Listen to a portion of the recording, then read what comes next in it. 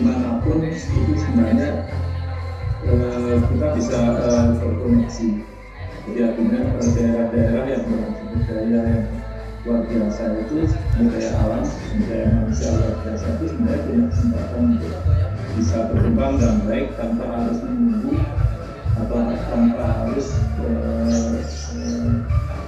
berurutan dengan kota-kota lain yang seperti akan bisa produktif di tingkat global seperti Natu Baban dengan festival internasional ini juga menunjukkan bahwa kita bisa mulai dari dan di festival internasional tentang bambu. Selamat pagi Pak Eko, selamat pagi Pak Mukodas. Ketemu lagi di sini. Iya Pak. Pak Mukodas ini sama adanya dari arsitek ini. Iya sama. Betul ya. Kita sama-sama di Tambahkan. Iya. Promosi bambu. Ya. Oke, mungkin seperti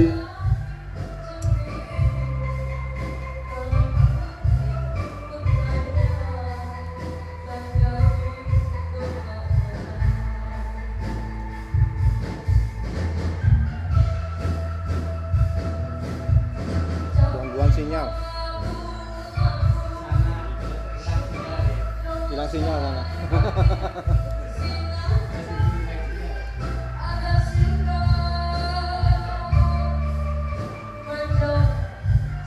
Ya Pak Singgih terputus. Entek sinyalnya. Mic.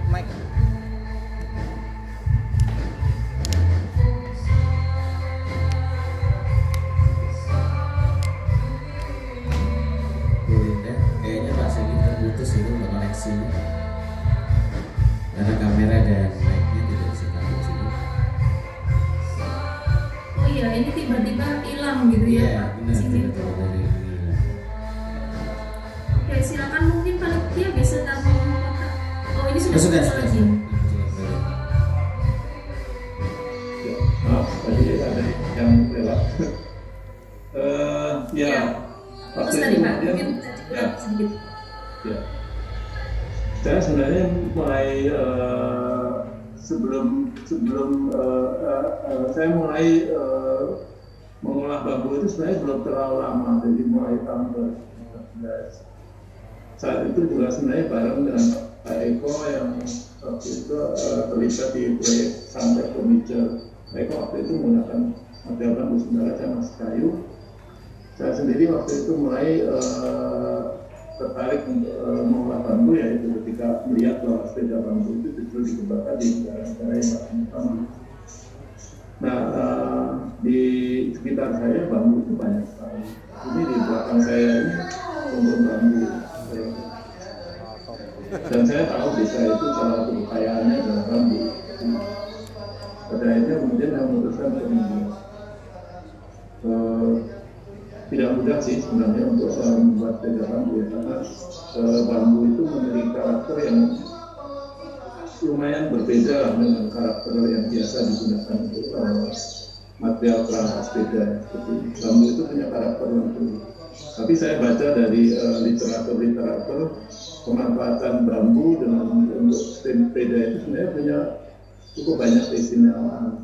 Bambu ternyata material terbaik untuk aspek penyerap getaran.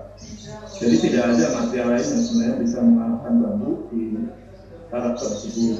Tapi bambu juga punya kelemahan. Bambu itu lentur. Padahal frame sepeda itu sebenarnya membutuhkan suatu struktur yang kaku. Karena kaku pada arah horizontal ya, tapi secara vertikal dia boleh sedikit lentur.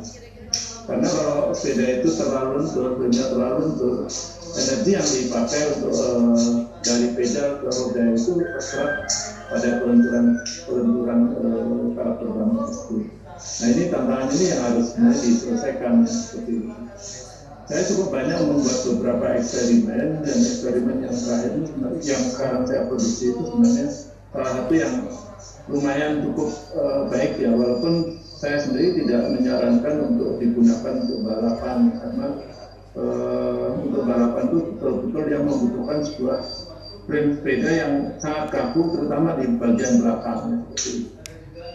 Tapi banyak juga pemakai sepeda bambu saya menggunakan untuk acara-acara event sepeda, walaupun bukan balap di track, maksudnya di velodrome enggak, tapi banyak ikut kegiatan bersepeda yang cukup berat ya. Salah satu yang tahun 2019 dua sepeda bambu sepeda ini digunakan untuk acara Paris itu event sepeda tertua di dunia dan jaraknya 1.200 kilo. Jadi 1.200 kilo itu rata-rata nyelesain dalam 3-4 hari seperti itu. Jadi kalau orang sekarang ini banyak mempertanyakan tentang kekuatan sepeda bambu, saya sih maklum saja, karena memang dalam keseharian mereka selalu melihat atau pengalaman mereka selalu melihat bahwa bambu itu dari aspek kelenturannya. Jadi masyarakat itu sebenarnya paham dengan karakter bambu. Bambu itu lentur, kemudian dia mudah rusak. Karena dalam keseharian itu mereka melihat bahwa bambu itu mudah rusak. Biasanya digunakan untuk peralatan-peralatan yang sangat sementara, misalnya di peralatan di pertanian atau di dalam peralatan-peralatan rumah tangga, banyak dipakai seperti itu. Dan mereka tidak punya pengalaman yang banyak tentang bagaimana sebuah bambu itu digunakan untuk sebuah produk yang punya durasi yang lama. Sama seperti yang tadi disampaikan oleh Pak Mukwadas, sepeda bambu saya yang bersuara mungkin sudah ada ya umurnya sekitar 5 tahun dan itu digunakan tiap hari dan masih cukup baik seperti ini. Di belakang Satu persepsi yang negatif terhadap bambu ini ya karena terbentuknya udah sekian lama, yang kita butuhkan justru ketelatenan untuk terus menunjukkan ke masyarakat bahwa bambu itu punya kelebihan lain. Jadi di dunia itu kan sebenarnya setiap material itu juga punya plus minus ya. Jadi dia punya kelebihan dan punya kelemahan, dan itu ada di mana-mana, baik kayu atau bambu. Nah sekarang yang selama ini yang sering dikenal oleh masyarakat adalah sisi kekurangannya. Kita harus tunjukkan sekarang sisi kelebihannya.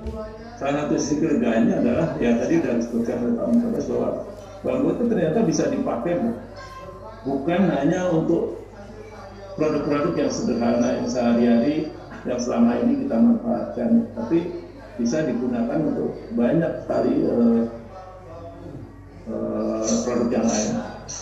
Bisa menjadi struktur bangunan yang sangat besar.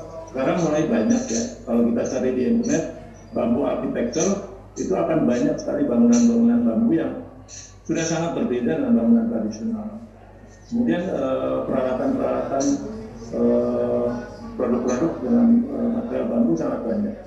Bahkan banyak juga digunakan, bahkan sudah bisa digunakan untuk bahan kain seperti ini maupun untuk tadi disebutkan juga daunnya bisa untuk teh, airnya bisa jadi air bambu, ada yang diolah jadi wine, dan banyak sekali. Benar, bambu adalah satu tanaman yang tidak ada limbahnya. Sebenarnya hampir semua tumbuhan itu juga punya karakter yang sama, tapi bambu itu relatif istimewa karena apa? Karena bambu itu tumbuh sangat cepat. Jadi ini satu poin yang sebenarnya menjadi salah satu kelebihan bambu. Dia adalah sebuah tanaman atau pohon, walaupun masuk kategori rumput, dia bisa menjadi material yang cukup kuat untuk digunakan berbagai kebutuhan dengan umur tumbuh yang cukup singkat, yaitu 3,5 tahun sampai 4 tahun itu umur yang paling baik seperti ini. Nah, keistimewaan ini yang sebenarnya menjadi salah satu poin kenapa kemudian bambu sekarang menarik banyak pihak untuk mulai mengembangkannya. Selain tadi karakter-karakter bambu yang sifat-sifat bambu yang sangat positif terhadap lingkungan, kaitannya dengan penghasil oksigen dan konservasi alam yang lain. Tapi menyangkut bambu itu tetap saja kalau menurut saya kita harus lihat dalam konteks keberimbangan semuanya ya. Jadi jangan sampai nanti kalau bambu itu populer, akan ada perkebunan bambu yang kemudian monokultur. Monokultur itu menjadi satu situasi yang sebenarnya tidak baik ya. Jadi saya tidak setuju kalau misalnya membuat perkebunan bambu dengan atau merubah hutan heterogen atau tanaman heterogen itu dengan perkebunan bambu seperti ini. Sama aja seperti kita membuat perkebunan sawit tapi dengan tanaman bambu seperti ini. Ya bambu mungkin lebih baik dari sawit ya, tapi tetap saja kalau dibuat heterogen seperti ini. Yang terpenting sebenarnya kalau kita belajar menggunakan material alam atau menggunakan material yang tumbuh dari alam itu sebenarnya kita harus belajar juga filosofi dari material tersebut. Saya sebenarnya belum mendalami tentang filosofi bambu ya, tapi yang saya dapatkan dari kayu itu bercerita tentang 3 hal penting dalam kehidupan. Satu adalah hidup itu sendiri, kedua keseimbangan, dan ketiga adalah batas. Jadi hidup, kenapa kemudian dia bicara tentang hidup? Karena dia menjadi material itu karena proses tumbuh. Kemudian keseimbangan, semua material alam itu sebenarnya seimbang. Yang apa itu kayu, apa itu bambu, seperti itu. Kemudian yang ketiga adalah batas. Batas itu adalah bahwa kita harus bisa mengatakan sesuatu itu dengan kata cukup. Cukupnya di mana sih? Cukupnya ya kelestarian alam itu sendiri. Kalau ukurannya kebutuhan manusia pasti tidak akan cukup. Tapi kalau ukurannya adalah kelestarian alam, itu kita tahu batasnya seperti itu. Nah, unsur batas ini sebenarnya saya dapatkan ketika saya mengamati bahwa kayu itu ternyata bisa kembali lagi hancur oleh alam. Jadi ini sifat yang menunjukkan bahwa batas. Bambu sama saja sebenarnya. Bambu itu sebenarnya lebih mudah lagi hancur oleh alam. Ini hal-hal yang seperti ini harus dipahami. Jadi ketika kita mengembangkan material apapun atau tanaman apapun, kita tetap harus melihatnya itu menjadi bagian dari sebuah sistem alam yang holistik seperti ini. Oke, saya akan lanjut ke sepeda bambu. Sepeda bambu ini juga bisa dilihat juga sebagai salah satu cara untuk mengenalkan bambu agar bambu itu naik kelasnya. Sebenarnya yang terjadi itu kalau saya lihat, saya amati, karena masyarakat kita itu menggunakan bambu sudah sangat lama. Jadi yang terjadi biasanya kalau kita menggunakan suatu sangat lama itu kan jadi bosen. Jadi bosen, kalau udah bosen ngapain ya, nggak mau pakai seperti itu. Kemudian ada tadi tambahan lagi, bambu itu digunakan ya, kondisi masyarakat kita masih terbatas atau masih miskin, ya kemudian jadi lambang kemiskinan seperti itu. Nah ini yang sebenarnya harus dilawan. Dilawannya tentu dengan cara-cara yang tadi ya menunjukkan bahwa bambu itu bisa dipakai untuk hal-hal yang selama ini di luar kegiatan tradisionalnya. Membuat produk-produk baru dari bambu, mengembangkan produk-produk dari bambu. Tapi juga menurut saya salah satu yang penting juga adalah bagaimana kita pengetahuan kita tentang bambu itu juga lebih disebarkan ya. Misalnya kalau sebuah desa di situ tuh punya kekayaan bambu, materi pelajaran sekolahnya harus ada tentang bambu ya. Tentang misalnya mengenal bambu itu apa sih, kemudian dari sisi vegetasinya ya, kemudian berkaitan terhadap lingkungan itu apa, kemudian yang kedua adalah bagaimana membuat produk dari bambu. Nah produk dari bambu itu bisa dari produk yang tradisional, bisa dari modern. Saya sering menggunakan membuat keranjang bambu. Merancang keranjang bambu itu sebagai satu cara untuk mengajarkan tentang desain. Kenapa? Karena saya melihat bahwa keranjang bambu itu sebuah contoh yang sangat sempurna tentang apa yang disebut dalam good design. Karena apa? Karena dia dibuat lokal, single material, renewable material. Kemudian keranjang bambu itu adalah produk yang memiliki fungsi yang sangat bagus karena dia dikembangkan melalui proses yang sangat panjang. Kemudian dia juga punya estetika yang sangat bagus. Dan yang menarik lagi, estetika itu muncul bukan karena dibuat-buat ya, estetika itu muncul karena memang strukturnya tuh begitu. Jadi proses membuat keranjang itu adalah juga proses membangun estetikanya seperti ini. Jadi anak-anak di desa atau dimanapun, menurut saya tetap harus diajarkan tentang membuat produk-produk kerajinan tradisional berbasis pada lokal, tapi dia diajak untuk melihatnya dengan cara baru. Kemudian setelah itu mereka juga diajak untuk membuat produk-produk baru dari material di sana. Pengenalan teknologi, pengenalan eksperimentasi tentang material itu penting. Hal yang paling sederhana di bambu yang menurut saya banyak masih terlewat, sebenarnya bukan hanya bambu, kayu adalah tidak tersedianya material yang sudah siap untuk diolah. Dalam konteks kayu, yang pengalaman saya adalah sulit sekali mencari kayu yang sudah kering oven di tempat penjualan kayu. Di bambu pun seperti itu. Jadi bambu di Indonesia itu selalu yang kita dapat itu adalah yang tersedia adalah raw material. Tapi material yang sudah diawetkan atau yang sudah diproses untuk siap bisa membuat produk yang lebih baik dan kualitas lebih baik itu tidak ada. Jadi proses-proses awal bagaimana penebangan bambu, kemudian bagaimana proses kemudian pengawetan dan pengajiannya itu menurut saya hal-hal yang penting untuk disebarkan di masyarakat.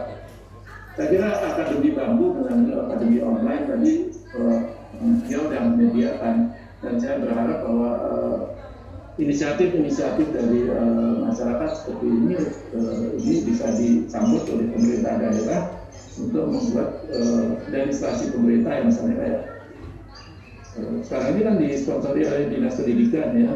Ini saya berharap bisa menjadi inspirasi masyarakat lokal untuk menguasai pengetahuan yang berbasis lokal. Ini sebenarnya bagian dari yang saya sebut dengan pendidikan kontekstual seperti ini. Oke, kemudian yang lain saya akan cerita tentang pasar papringan.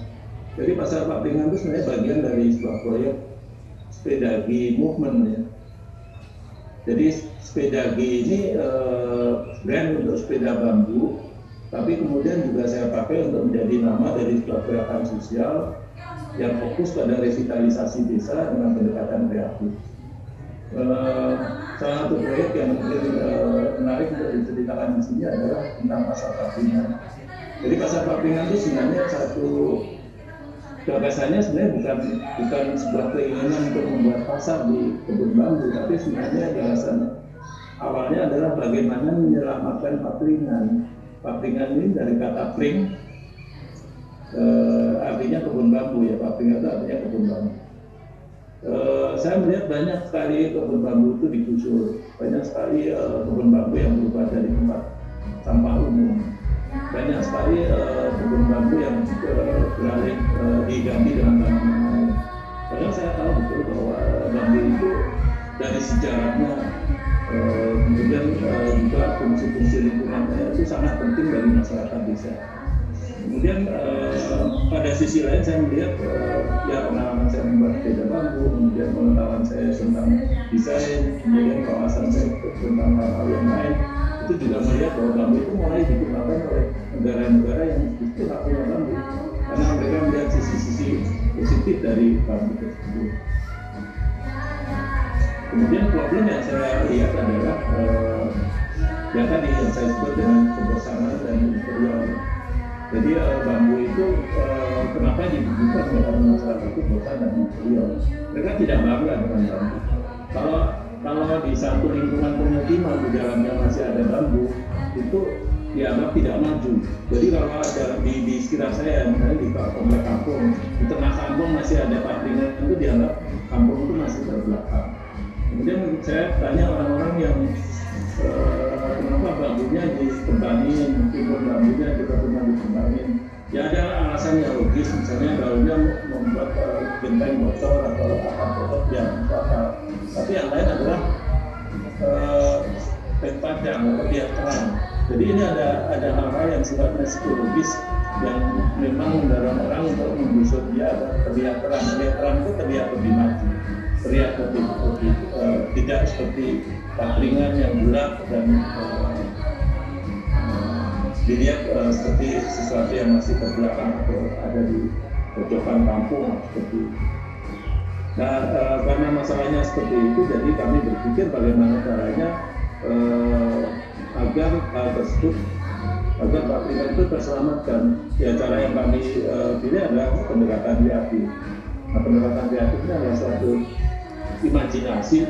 Saya mengimajinasikan waktu itu karena pendidikan saya latar belakangnya adalah desain. Saya bisa melihat dari sisi-sisi yang lain. Pabrikan itu sebenarnya kalau kita lihat di bawah memang kotor, gelap. Tapi kalau kita lihat ke atas kan sebenarnya sangat bagus seperti itu.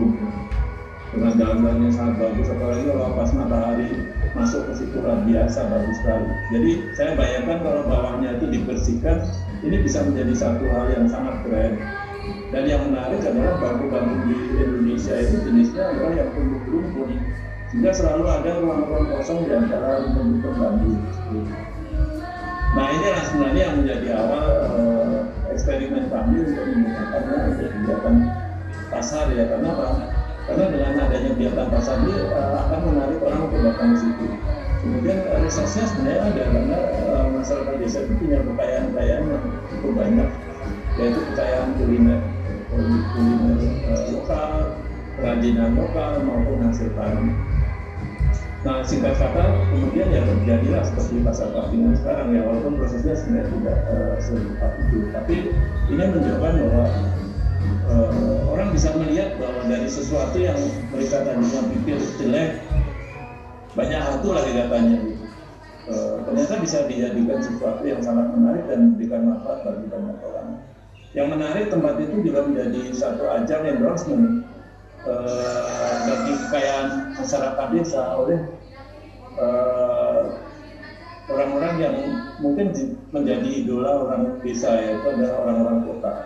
Orang-orang kota menikmati makanan dari desa ini adalah sebuah proses endorsement. Karena pada saat awal, misalnya ketika kami mengembangkan pasar Papringan itu, orang-orang desa itu nggak pede, ini makanan ini benar nih, ada yang beli ini, namanya aja dasborok, ada yang namanya dasborok. Mereka nggak yakin itu dibeli, dan itu termasuk salah satu makanan yang harus di sana seperti itu. Dan proses endorsement ini menjadi sesuatu yang menarik, ya, karena kemudian mereka melihat bahwa Papringan bukan beban, Papringan adalah sumber daya, dan mereka rasakan betul dalam pengalaman yang betul. Masyarakat dusun Ngandikrono itu sekarang berani menyebutkan nama dusunnya. Ketika ditanya, kamu dari mana? Dulu nggak pernah ngomong Ngandikrono, mereka akan ngomong Bedu itu kota kecamatan. Kemudian sekarang kalau kita lihat fenomena pasar Papringan ini juga menginspirasi banyak tempat, ya, banyak anggota masyarakat yang mereka melakukannya sendiri. Bahkan banyak juga yang melihat tidak hanya di Papringan, jadi yang mereka melihat ada satu tempat yang menarik, apa itu Banjati, apa itu kebun kopi atau hal yang lain, kita kemudian membuat kegiatan itu. Jadi ini hal-hal yang seperti ini yang harusnya kita lakukan.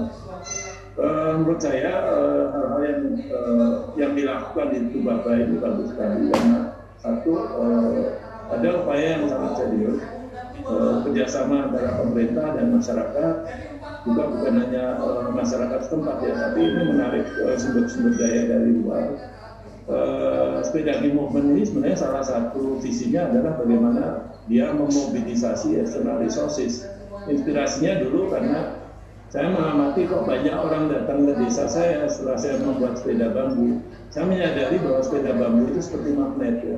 Jadi bukan hanya sebuah sepeda, tapi dia seperti sebuah magnet. Jadi kemudian dari situlah kemudian sepeda movement itu seperti itu. Kira-kira begitulah pengantar saya, nanti bisa ditambah dengan diskusi, ya, karena ini pembicaranya banyak, jadi biar nanti tidak menunggu terlalu lama. Terima kasih. Ya, baik, terima kasih Pak Singgil. Sangat-sangat menarik gitu, ya, apa yang dilakukan Pak Singgil ini ya, sebagai upaya gitu, ya, untuk membranding bambu itu sendiri ke level yang lebih tinggi gitu, ya. Jadi bambu ini tidak bisa dipandang sebelah mata lagi, ya. Jadi, apa yang menjadi kekurangan dari bambu itu akan menjadi kekuatan.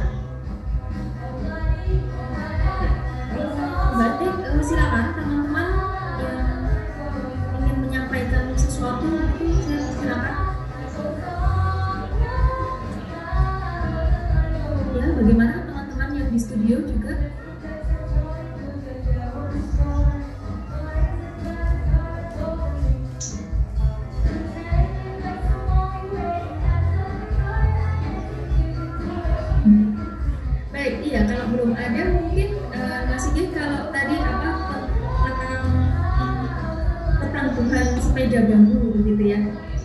Pada awalnya bagaimana sih prosesnya supaya sepeda bambu ini bisa diterima oleh masyarakat begitu? Ada kesulitan atau memang masyarakat langsung merespon dengan antusias atau malah sebaliknya begitu? Bagaimana pengalaman Mas Sigit tentang ini?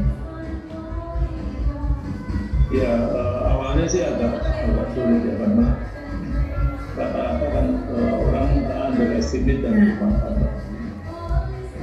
Sepeda bambu juga belum terlalu populer di sini, jadi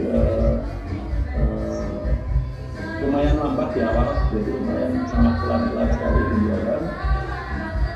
Kemudian saya coba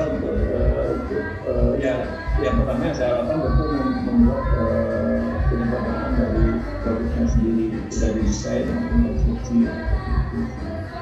Proses pengembangan desain ini dari yang pertama sampai kemudian mulai saya produksi itu ada sampai 10 prototype, 10 tipe. Jadi yang rutin diproduksi sekarang itu tipe ring 11 ke atas. Jadi ring 11 itu sekarang diproduksi, kemudian yang salah satu yang paling populer itu adalah yang sekarang dipamerkan di Subaba, itu tipe roda cilik, itu ring kalau nggak salah ring 13 ya. Itu tipe Omnibus yang sekarang ini kalau pesen ngantrinya luar biasa, panjang, jadi sabar aja. Salah satu cara yang saya pakai adalah mengikuti kompetisi desain.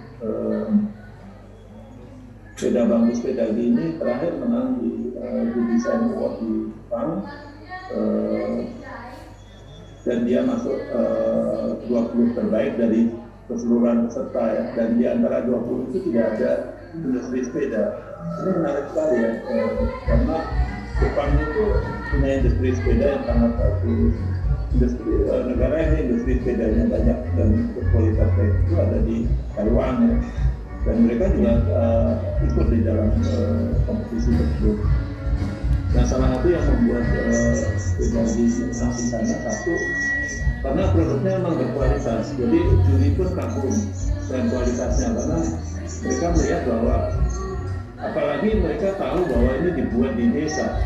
Jadi ini yang menurut saya satu hal yang menarik ya, ketika kita membuat sesuatu di desa, memang kalau saya pribadi selalu bilang jangan pernah membuat produk di desa dengan kualitas jelek, karena orang pasti akan bilang oh ya kayak itulah produk desa. Tapi kalau kita membuat produk di desa dengan kualitas yang sangat bagus, itu akan membuat kontras yang sangat kuat. Dan mereka tidak habis pikir bagaimana satu sepeda yang dibuat di desa itu bisa digarap demikian halus, demikian presisi, sambungannya demikian bagus ya, seperti itu. Detail-detailnya digarap dengan bagus seperti itu. Saya pernah dengar dari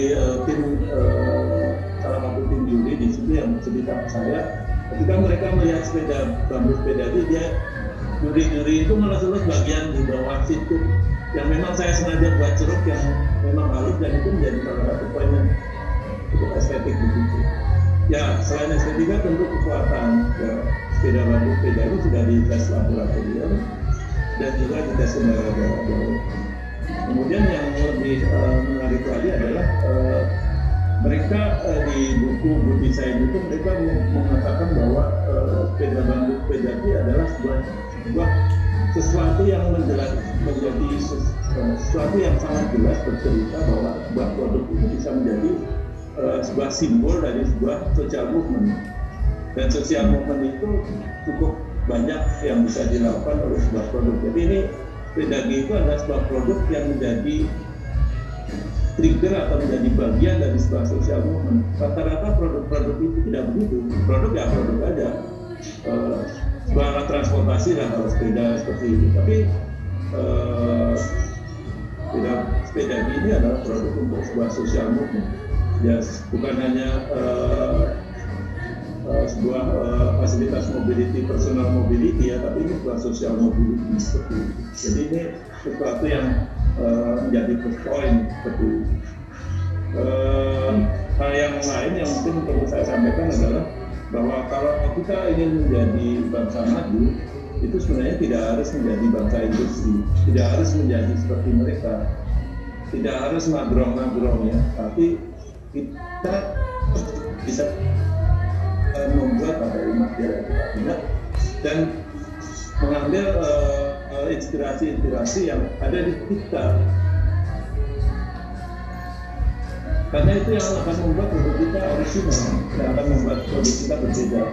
Sesuatu yang berbeda itu tidak akan pernah bisa disetarakan, maksudnya tidak akan pernah bisa dirankingkan, dia akan selalu membuatnya setara. Jadi ini sebagai contoh bagaimana berangkat dari bambu. Mungkin saya tambahkan sedikit ya, saya tidak mengekspor sepeda bambu, meskipun permintaan ekspor itu ada, di Jepang ada, tapi saya justru mengatakan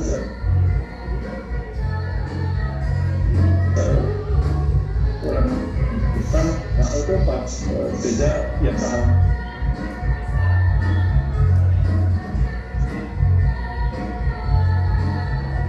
terkenal untuk memutuskan untuk membuat sepeda bambu dari sepeda saya. Kamu sini aja. Nah, dengan cara seperti itu kita menjadi lebih kuat lagi dan kita setara. Jadi kita harus juga berpikir lebih seperti itulah. Saya tidak pernah merasa rugi. Saya pikir dengan pola seperti itu, berbagai pelayanan seperti ini akan membuat hidup menjadi lebih sehat.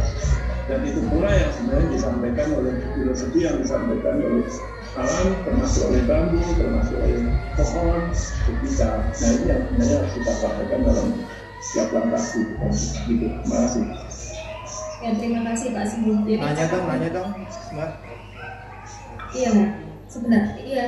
Kata kuncinya adalah produk yang berkualitas gitu ya, meskipun dibuatnya dari desa, dan kemudian kita harus punya value lebih gitu ya Pak. Jadi bukan sekedar ya kayak ya nilai jualnya alat transportasi begitu, tapi tadi ada bagian dari sosial movement seperti itu. Baik, silakan. Saya persilakan tadi ada penanya. Terima kasih. Assalamualaikum Mas Singgi. Mas Singgi ini senior saya. Beberapa kali ada event, ya nggak sempat ketemu offline. Terutama itu pas di pembentukan launching Badan Ekonomi Kreatif Pak ya, pas Pak Jokowi di BSD. Oh iya. Insya Allah saya ingin main ke Temanggung, Mas Singgi, kalau saya ke sana. Yang mau saya tanyakan,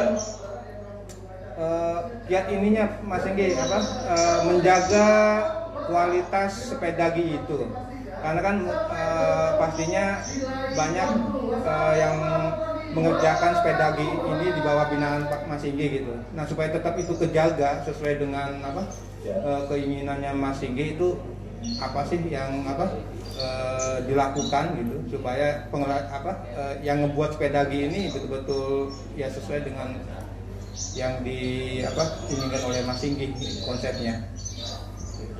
Mungkin tentang quality control gitu ya Pak? Ya, quality controlnya. Ya. Oke, silakan Pak. Sebenarnya gini, sebenarnya orang kita itu dulu punya kualitas-kualitas yang cukup baik ya. Jadi misalnya kalau kita lihat produk-produk lama, kita sering menemukan bahwa produk-produk dari peninggalan yang lama itu punya kualitas yang sangat baik. Pak Eko ini punya banyak nih contohnya nih, karena sering lihat di depannya Pak Eko. Mereka sebenarnya paham untuk mencapai sebuah kualitas ya. Sekarang itu yang terjadi adalah adanya perbedaan standar kualitas atau dunianya itu berubah.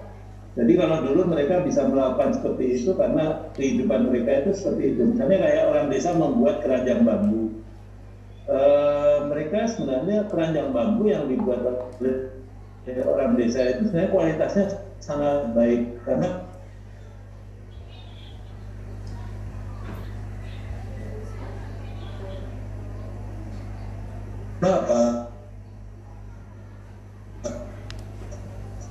dan saya juga tahu itu prosesnya tidak cuma dari pada saat bambu tidak dipotong, tapi adalah bagaimana mereka menghitung hari ketika mereka harus menebang sehingga